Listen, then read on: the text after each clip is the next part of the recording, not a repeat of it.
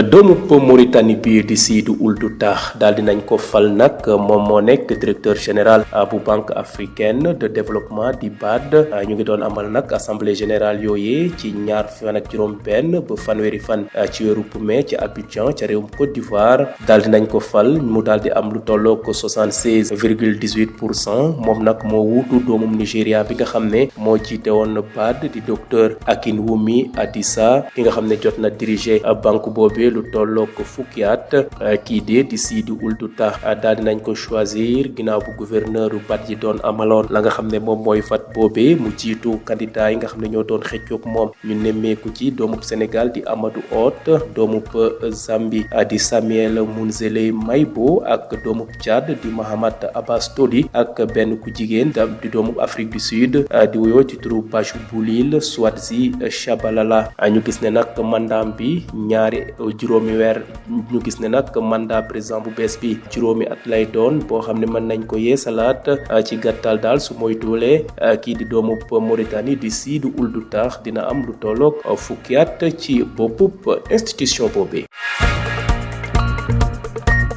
jóge fi nga xam ne nag moom mooy Afrique de l'Ouest dem ca Afrique de l'Est bëcc gànnaarub Mozambique am na jafe-jafe jamono yi ndax terroriste yi nga xam ne ñoo fa nekk ñu ngay def ñaawteef démb nag groupe état islamique daal dina revendiquer ci réseaux sociaux yi wax ne daal ñoo amal attaque jëmale ko ci armée mozambicaine ci région septentrionale bu Cabo Delgado wax nañ daal lu tollook fanweeri soldat daal dinañ leen faat ci tàmbaleeb weerub mai bi terroriste nag ñu ngay wéy di multiplier seen jëf ca région boobee ay nit nag yore ngànnaay it jot nañu attaqué benn parc de réserve bu ñuy wax Niassia daal di fa faat ñaari garde forêt ñetti soldats yu doomu Rwanda it jot nañ leen faat ci embuscade bi nga xam ne jihadiste yooye ñoo leen ko def.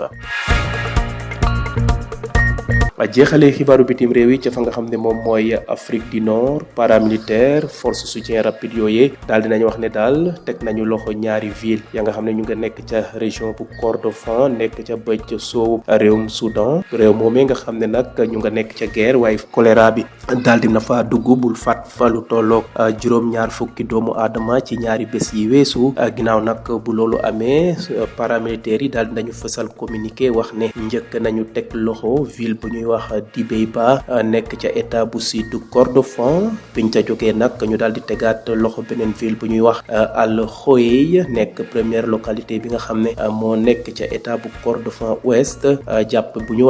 teg loxo ñaari ville yooyee di Dibéba ak Al Khoei waxul ne daal dañoo am ndam ci terrain bi waaye nag day dëggal ne ñoo teg loxo mboolem seen localité yooyee loolu de la waa FSR xamle te kay wax ni ni mel mooy seen porte-parole. Le Mauritanien Seydou Ould Tah a été élu président de la Banque africaine de développement BAD lors des assemblées générales qui se sont tenues du 26 au 30 mai à Abidjan en Côte d'Ivoire. Il est sorti largement vainqueur des élections avec un pourcentage de 76,18%. Il succède ainsi au Nigérian Dr Akinwumi Adesina qui a dirigé l'institution pendant 10 ans. Seydou Ould Tah a été choisi à l'issue d'un processus de vote mené par les gouverneurs de la BAD. Il a remporté la présidence face à des candidats de renom, notamment le Sénégalais Amadou Hott, le Zambien Samuel Mounzele Maybo, le Tchadien Mahamat Abbas Toli et la Sud-Africaine Bachou Boulil Swadzi Shabalala. Son mandat, d'une durée de 5 ans, est renouvelable une seule fois, ce qui ouvre la voie à un maximum de 10 années à la tête de l'institution panafricaine.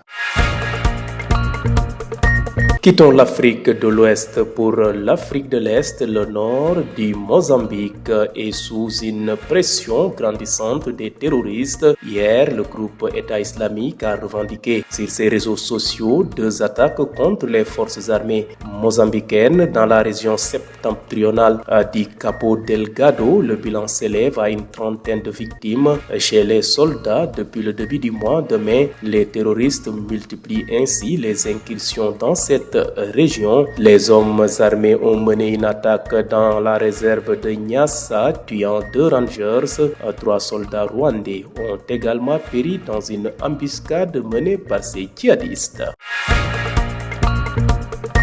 Bouclons ce rapide survol de l'actualité internationale en Afrique du Nord où les paramilitaires des forces de soutien rapide ont revendiqué la reprise de 2 villes stratégiques dans la région de Kordofan dans l'ouest du Soudan, pays en guerre frappé par une violente épidémie de choléra qui a fait 70 morts en 2 jours. Selon un communiqué, les paramilitaires ont annoncé avoir repris successivement les villes de